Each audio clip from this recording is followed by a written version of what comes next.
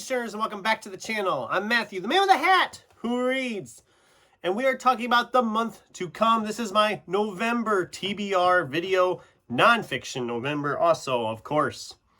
October's been really good to us. We'll talk about that more in the wrap-up. But I'm rolling into November in a really good place. I'm going to finally tackle some nonfiction because I haven't really read too much nonfiction this year. I've got like 4 nonfiction books picked out, and then a handful of fiction besides. We're coming down the home stretch of the year. It's time to start looking at some of the books I've wanted to really get to yet this year.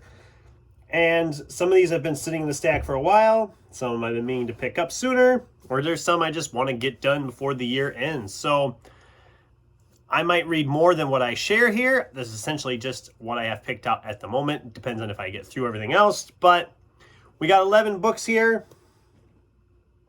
Let's talk about them. So first off, Nonfiction November stuff. I got 4 nonfiction books picked out right now. Starting with a couple of library books. We have Matthew McConaughey's memoir, Green Lights. Who doesn't love Matthew McConaughey? This isn't too terribly thick. A lot of illustrations, it looks like. This one, I think, will be a pretty quick read, I believe. I mean, I'm like 2 years behind on this one. I think everybody read this thing like 2-3 years ago when it came out. When did it come out? 2020. Okay, 4 years ago when it came out. I'm way behind. What can I say? So yeah, that'll be a good one, I think. This should be a really good one. And then this other one I picked up, namely because another BookTube channel talked it up really big last year. I think it was last year they read it. When did you read it, Farrah? This is An Immense World by Ed Yong. Maybe it was earlier this year. I can't remember when she read it, but she raved about this and how great and interesting it was. I want to say it was last year. But it's about animal senses and what they are revealing around us and all this and that. The world is truly perceived by other animals. I don't know. I haven't read anything like this before. This one might be a challenge. We'll see how it goes. I know she just raved about it and really loved it. So I'm excited because when someone else has really loved something, I kind of want to see what the fuss is about. So those will probably be pretty early on because they're library books. They have to go back. Then we have the Darwin Awards, commemorating those individuals who ensure the long-term survival of our species by removing themselves from the gene pool in a sublimely idiotic fashion. This should be a hilarious read. I've heard of this theory before with it's essentially people that killed themselves in ridiculously stupid ways.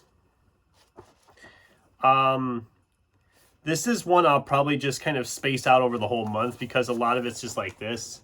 There's just like page sections. I mean, here's some more.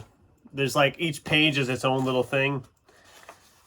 I don't see myself like going, oh, I'm going to read this cover to cover in a couple days. I'm probably going to spread this one out over the whole month, or, well, it depends. I guess if I get tied up into it, I'll probably get it done sooner, but I'm always ready for a laugh, and it sounds like it'll be a fun one.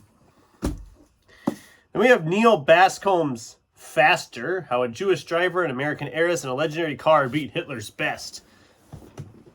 I mean, automobile racing in World War II era Europe, sign me up. I am very curious on this one.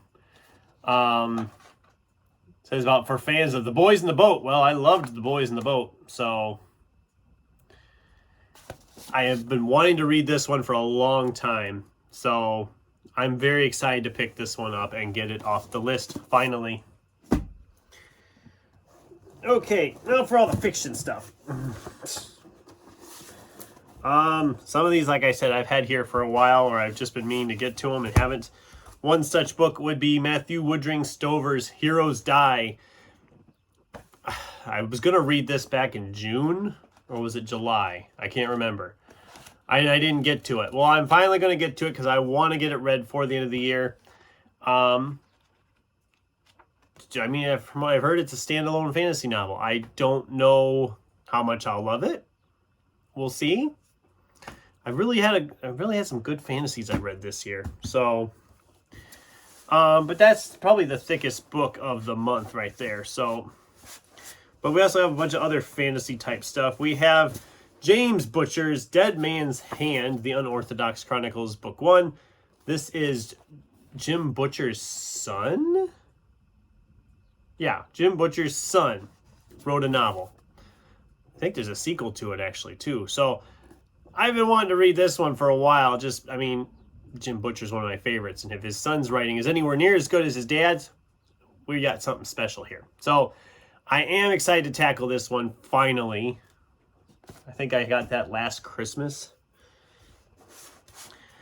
This will be a very quick read. I read a bunch of Lloyd Alexander earlier this year. And I picked up one at the used bookstore that I had never read by him called Time Cat. This is junior fiction, obviously. It's only like, what, 150 pages? 200 pages. Oh, wow, it's longer than I thought. 206 pages. A time-traveling cat. Looks like we go all over time. But not the future. Lame. I mean, the print's pretty good size. This thing will probably be a pretty easy read. I'll probably get this done in like 2-3 days. So I'm excited to read some more Lloyd Alexander. Revisiting the Prydain Chronicles earlier this year was a lot of fun. And I'm willing to try some more by him. Earlier this year, I read a book by Juno Black called Shady Hollow. Well, here's the sequel, Book 2, Cold Clay. I mean, look at the cover. The covers of these are just so gorgeous. We're going back to Shady Hollow. The animals are getting ready for autumn and the harvest feasts. But then a rabbit discovers a grisly crop, the bones of a moose. So another murder mystery going on in Shady Hollow. I loved the first book. I thought it was adorable and cute and fun. I'm very excited to dive back into this world. Shady Hollow was the top of my list of the year so far, back when I did my current top 5 back in July. So Cold Clay has some big shoes to fill, but we'll see. I mean, if it's as good as the first one, I mean, it's possible. We have Matt Ruff's Fool on the Hill. This one's been sitting here for a while, and it's been kind of scaring me a little bit. I like Matt Ruff's stuff because he always kind of just goes off and does whatever he feels like. He doesn't really pick a genre. But the print is really tiny. Like, really, really, really tiny. And it looks like it should be thicker than it is. It's just under 400 pages. Isn't it? Yeah, it's just under 400 pages.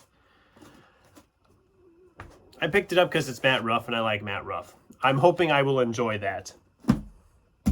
Then these last two, I've never read either of these authors. One I've heard really good things about, and it is another one of those that looks thicker than it really is. That is The 100-Year-Old Man Who Climbed Out the Window and Disappeared by Jonas Jonason.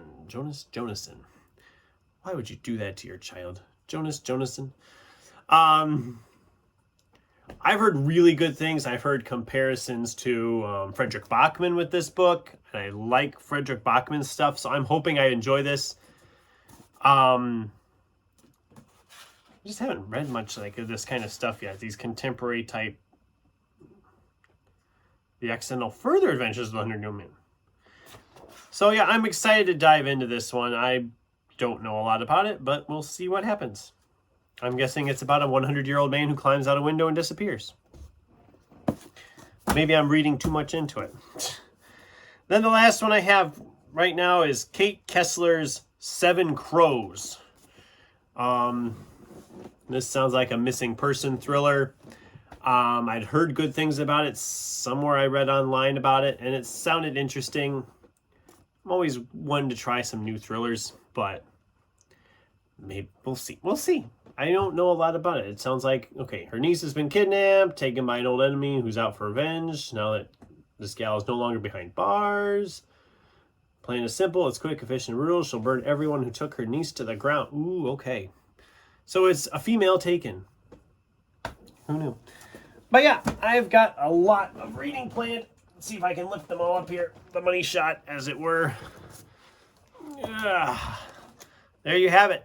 my November TBR with 4 books for Nonfiction November and a ton of other stuff thrown in for good measure. And who knows what else might get squeezed in as the month goes by. I'd probably be like, oh, I should read this. I should read this. But yeah, I have a lot of reading to do. What's new, right? But that's okay. I want to get through some books. October was really good, like I said. I've made some serious dents in the stack. Didn't buy any in October, but I bought enough in September, so it's kind of the same thing. Got to keep replenishing the stacks. What can I say?